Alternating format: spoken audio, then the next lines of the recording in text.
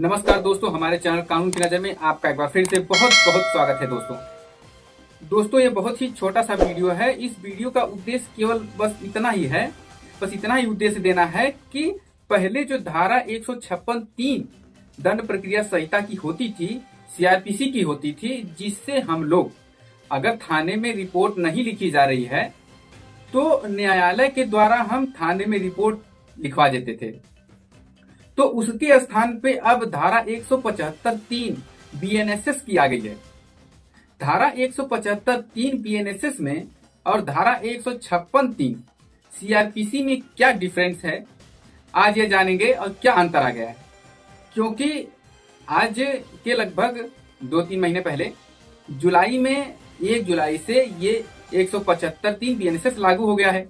इसके पूर्व में जब भी कोई ऐसा मामला होता था, आपकी एफआईआर थाने पे नहीं लिखी जाती थी, तो आप कोर्ट आते थे और धारा 156(3) के अंतर्गत, अब वहीं आप 175(3) बीएनएसएस के अंतर्गत आएंगे तो क्या चेंजमेंट हो गए हैं, उसकी माइनर चर्चा हम कर लेते हैं, ताकि आप लोगों को भी समझ में आए और ये जरूरी कदम आप उठाएं।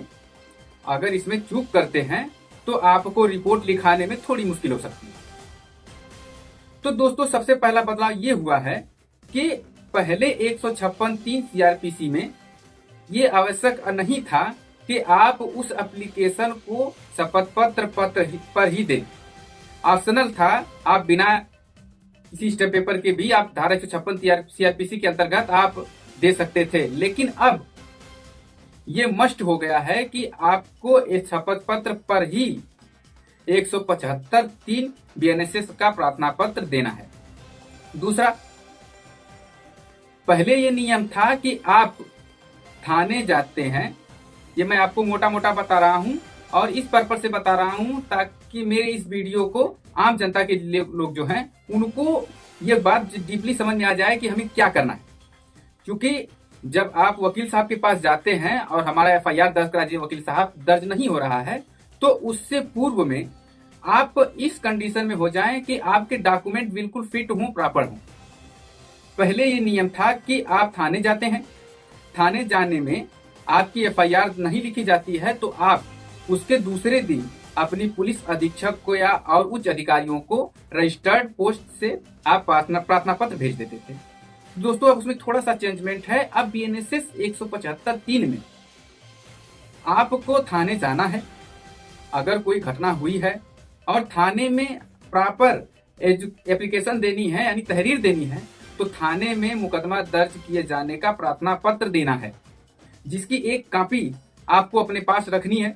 जब आप 175(3) बीएनएसएस का प्रार्थना पत्र देंगे तो उस एप्लीकेशन के साथ वह कॉपी भी आपकी लगेगी जो आपने थाने पे दी थी, और थाने का जो भी वहां का अधिकारी है, जो मानेगा, जो थाने का इंस्पेक्टर है, सब इंस्पेक्टर है, वो उसकी जांच करेंगे। और जांच का समय 14 दिन का दिया हुआ है बीएनएसएस में, माने उन 14 दिन के अंदर तक आपको वेट करना है।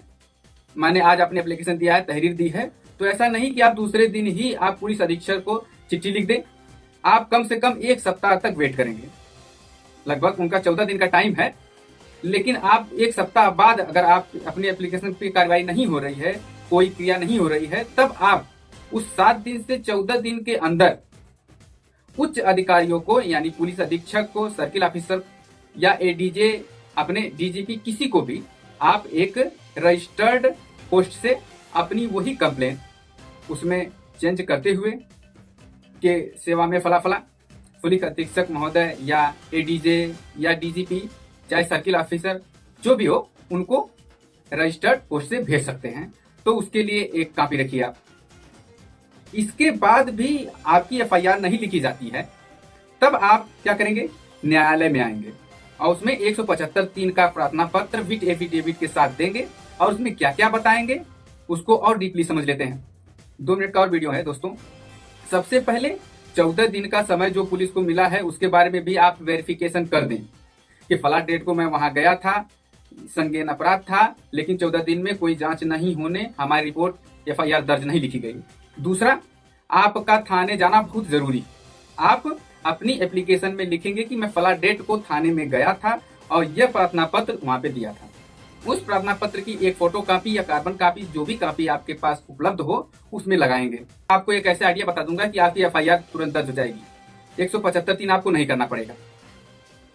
दूसरा, कोर्ट में आपको थाने जाने का अधिकार एफिडेविट के साथ देना है, पूरा प्रूफ बताना है।